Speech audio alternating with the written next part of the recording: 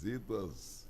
Estamos aí no Abril Azul, como você já frisou, e trata das questões aí da inclusão, da aceitação e do aprendizado sobre o que é o espectro autista.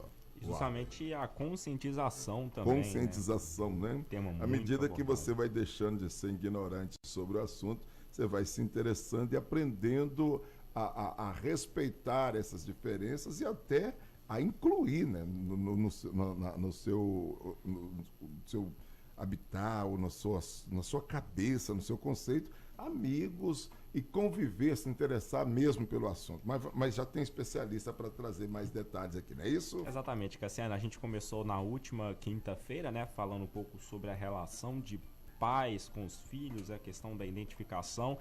E hoje a gente vai bater um papo sobre os direitos da pessoa autista, alguns não reconhecidos, alguns em que as pessoas ainda têm muita dificuldade em reconhecer, mas quem vai nos trazer mais detalhes é quem entende do assunto. Cassiano, é o Everton Andrade, advogado, que está aqui em nosso estúdio. Everton, muito obrigado pela presença, um bom dia.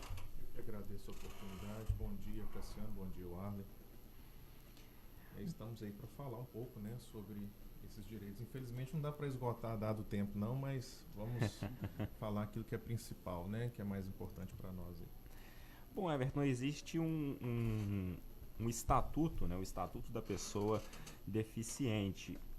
Ela cobre, né, o direito da pessoa autista é equiparado a esse estatuto? Todos os direitos da pessoa autista são baseados nele ou não?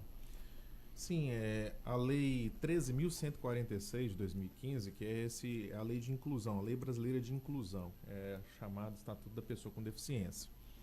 Na verdade, a lei que regula mais especificamente os direitos da pessoa que está no transtorno do espectro autista, que é um nome que foi feito aí de forma mais democrática, é a Lei 12.764, e ela logo no seu artigo 1º, lá no seu parágrafo 2º, ele já equipara, né, a pessoa com transtorno do espectro autista, ela é considerada pessoa com deficiência para todos os efeitos legais. Então, além dessa norma específica para tratar dos direitos do autista, a gente tem essa abrangência maior com o Estatuto da Pessoa com Deficiência. Então, tudo aquilo que é deferido por lei ao deficiente, de uma forma geral, é também deferido ao autista. Porque o autismo não é uma doença mental, né? É um transtorno neurológico, tem uma diferença nisso aí. E foi por bem, né? Isso aqui para mim é extraordinário, esse dispositivo da lei, que defere esse direito, porque realmente há algumas dificuldades que precisam ser enfrentadas, né? Então, quando você tem uma lei aí que ajuda, é muito importante, é muito bom para nós. Bom, Everton, enquanto eu montava ontem, né, esses questionamentos, dava uma lapidada antes da gente compartilhar, eu pensava na imagem de um rio que vai se compartilhando ali, se estreitando em vários braços, né? Porque o direito não é só um, e aí vai se espalhando em diferentes áreas. E aí na área da saúde, né, que acaba sendo a mais requisitada, a que as pessoas têm o maior contato. Se em caso dos medicamentos indicados, eles não forem disponibilizados pela rede pública, que é onde a maioria das pessoas hoje tem esse primeiro contato, recorrem, esses medicamentos podem ser reivindicados por meio judicial? Sim, sim. Na verdade, não só medicamento que seja necessário à pessoa autista, mas como qualquer cidadão, né? Quando ele não tem acesso ao medicamento fornecido e ele é desamparado de forma, vamos colocar, de forma financeira, ele não tem condições, ele tem que recorrer sim, não pode ficar à mercê disso aí, né? Só do governo, seja o estado, o município, o governo federal, achar que convém ou não convém. Então, para isso existe o Poder Judiciário, né? O artigo 3º, inclusive, dessa lei 12.764, tá? De 2012, que é a lei chamada Berenice Piana, ela inclusive fala o seguinte, que são direitos da pessoa com transtorno do espectro autista, o acesso a ações e serviços de saúde com vistas à atenção integral às suas necessidades de saúde, incluindo, aí está lá na linha D, medicamentos. Então, o medicamento que for prescrito e for adequado a alguma comorbidade, né, porque o autismo ele não vem em alguns casos, não é só o transtorno neurológico, pode vir com o que a gente chama de comorbidades. Por exemplo, epilepsias, convulsões, dentre outras coisas, né? Então, aí, às vezes, o médico pode entender que é o caso de medicação. Então, se essa medicação não for disponibilizada, o recurso que vai ter realmente é buscar isso perante a justiça, o Poder Judiciário. Muitos dos atendimentos referentes à pessoa autista, né, a pessoa pode não encontrar aqui na própria cidade de Governador Valadares e aí ser realizado um deslocamento, principalmente para a capital mineira, né, Belo Horizonte. Tem sido tradicional esse deslocamento. E aí a família tem direito a um suporte financeiro, o custeio dessas viagens que vão se tornando frequentes? Olha, como o Estado trouxe para si, quando a gente fala Estado, não digo Estado de Minas Gerais, Estado enquanto sociedade, né, politicamente organizada, ele traz essa responsabilidade de promover essa saúde para todos, indistintamente, então ele traz consigo também as responsabilidades. Inclusive, sobre isso, esses tratamentos, a gente chama de tratamento fora de domicílio, existe uma portaria número 55 do Ministério da Saúde. Isso é para todos, inclusive, não só tratamento de comorbidades de pessoas que têm esse transtorno do autismo. Então, ele realmente ampara aí, através dessa portaria, tem alguns requisitos necessários, mas de fato ele concede a esse aí o pagamento, por exemplo, de despesas com deslocamento, acompanhante, nos casos em que houver indicação médica. Tá? E aí o médico, inclusive, ele tem que esclarecer nessa indicação o porquê da impossibilidade, por exemplo, do paciente se deslocar desacompanhado, porque ele vai dar um ônus para o poder público. De todo modo, o direito existe. Inclusive, a gente tem que observar que essa lei 12.774, a lei Berenice Piana, ela tem um regulamento, que é um decreto 8.368 de 2014. Inclusive, ele fala também desse cuidado integral no âmbito da atenção básica, especializada e hospitalar, esse atendimento de saúde. Então, é um direito sim, né, mas tem que ter esse laudo médico, tem que ter essa indicação médica. E aí, se não conseguir no município, por exemplo, no município de Valadares, realmente, se precisar de medicação, algum outro tratamento um pouco mais forte ou mais, como se diz, mais abrangente, que tem em grandes centros, aí há essa possibilidade.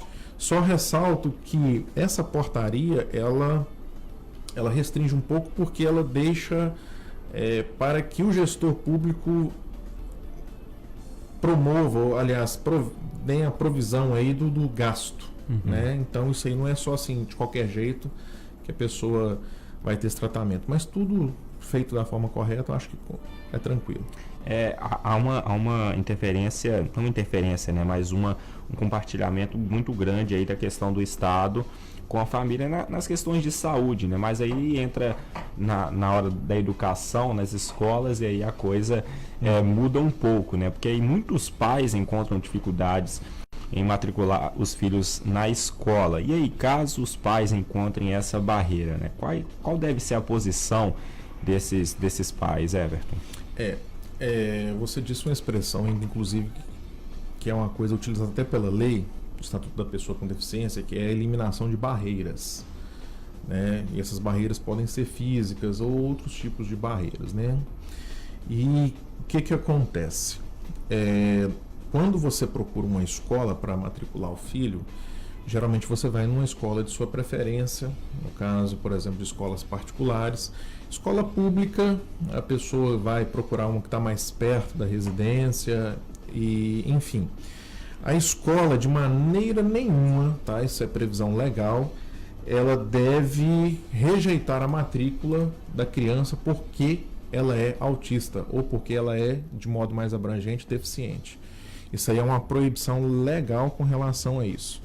Então, os pais têm que ficar bem atentos a isso, mas também ele tem que observar, ser um pouco diligente com relação a algumas questões, como o prazo, por exemplo, de efetivar uma matrícula, né? Não deixar para a última hora. Até porque, para não dar aquela desculpa da entidade escolar, né? Seja ela pública ou privada, falar assim, aqui não tem vaga. Né? Que às vezes a pessoa vai falar que está rejeitando, entre aspas, o acesso à matrícula da pessoa autista, mas utiliza esse argumento, aqui não tem vaga. Então, também o pai, a mãe, a família precisa ser diligente com relação a isso. Então, encontrando essas barreiras, creio eu que a forma mais adequada é realmente procurar os órgãos que são responsáveis por essa fiscalização. Por exemplo, o próprio MEC, inclusive, o Ministério Público, né? As escolas, elas têm credenciamento. Escolas particulares, por exemplo, têm credenciamento junto ao Ministério da Educação. Então, o MEC, inclusive, ele tem uma nota técnica que fala sobre isso, que não pode, de maneira alguma, recusar a matrícula por ser autista, tá certo? Então, ele deve recorrer, sim, fazer essas denúncias e até mesmo acionar o Poder Judiciário, se necessário for. Uma vez matriculada, a gente tem reconhecimento também, Everton, que a criança, nesse ambiente escolar, ela precisa de um acompanhamento integral, de uma monitoria, de um olhar especial de quem comanda ali, né, de quem está à frente do ambiente escolar. E quando não há esse apoio, quando o pai reconhece que o filho não tem esse acompanhamento da escola, né, qual deve ser o apoio dos pais, o que pode ser exigido pelos mesmos? Veja, nós temos que ter também uma certa maturidade com relação a esse apoio escolar, né? Esse apoio no ambiente escolar. Justamente em razão da falta da dificuldade que as crianças autistas têm, a criança, não só a criança, né? O adulto também, mas como a gente está falando de uma inserção na escola, então a gente acaba falando da criança, mas a gente fala também dos adultos, inclusive ao inserir em universidades, em faculdades, se for o caso, se necessário for. Inclusive, a lei prevê várias formas de fazer esse atendimento. Até em correção de prova do Enem, por exemplo, é considerada essas dificuldades de comunicação e de linguagem do autista. Então, vejam,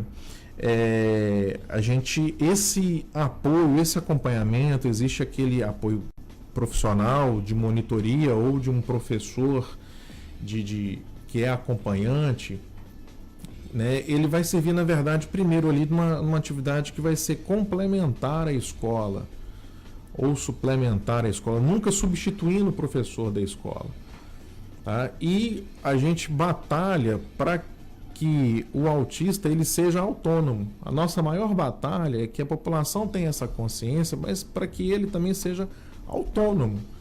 Então, esse acompanhante educacional, esse acompanhante pedagógico, ele visa a fazer essa mediação, algumas necessidades que possa ter de ir ao banheiro, de tentar interagir, aproximar aquela criança das outras crianças. Então a finalidade é isso, né? Então, nesse sentido, há nesse decreto, inclusive 8368 de 2014, que regulamenta a Lei Berenice Piana, ele diz justamente o seguinte: caso seja comprovada a necessidade de apoio às atividades de comunicação, interação social, locomoção, alimentação e cuidados especiais em instituição de ensino em que a pessoa com transtorno do espectro autista ou com outra deficiência estiver matriculada, disponibilizará acompanhante especializado no contexto escolar, nos termos do parágrafo único do artigo 3º da Lei Berenice Piana. Então, esse apoio especializado, ele é realizado em caso de comprovada necessidade, tá? Então, se a criança ela é mais autônoma, a gente até luta por isso, né? De não precisar mais. A tendência é durante um tempo e depois não precisar mais. Agora, se precisa, a escola tem que promover isso aí. Ela tem que fornecer esse apoio pedagógico. Inclusive, eu queria dizer aqui mais uma vez sobre essa nota técnica do Ministério da Educação, que é a nota técnica 24 de 2013. Ele fala o seguinte, que já vai até sobre as instituições privadas, que é um dos maiores gargalos que a gente tem, tá? Que é o seguinte: as instituições de ensino privadas submetidas às normas gerais da educação nacional deverão efetivar a matrícula do estudante com transtorno espectro autista no ensino regular e garantir o atendimento às necessidades educacionais específicas. O custo desse atendimento, ele integra uma planilha de custo da instituição de ensino, tá? Ele não pode ser repassado de maneira nenhuma para a família do autista, tá? E Everton, como os nossos ouvintes, né, infelizmente o nosso tempo é muito ajustado, mas como o ouvinte que nos acompanha, né, que no momento tem alguma dúvida, pode realizar qualquer forma de reivindicação relacionada à pessoa autista, né? Existe algum órgão destinado diretamente a esses casos, talvez a Defensoria Pública? Como funciona levar essas questões até a Justiça? Sim, a gente sempre deve procurar ver os órgãos que fiscalizam, né? O principal órgão fiscalizador hoje, inclusive com questões constitucionais, né, previsão constitucional, é o Ministério Público. Seja ele o Ministério Público estadual, o Ministério Público do Trabalho, inclusive, também, que realiza um bom trabalho nesse sentido, porque tem a ver também na inclusão da pessoa autista ao mercado de trabalho. Em Valadares, hoje, nós temos uma associação de pais e amigos dos autistas que está atuante com relação a isso, né, buscando a conscientização e a efetivação desses direitos. Então, a gente tem todo um arcabouço possível, né? Por exemplo, tem algumas discriminações que podem constituir crimes, discriminando o autista, né? Então, dependendo se for um crime, inclusive eu posso procurar a delegacia de polícia para fazer uma notícia crimes daquilo ali.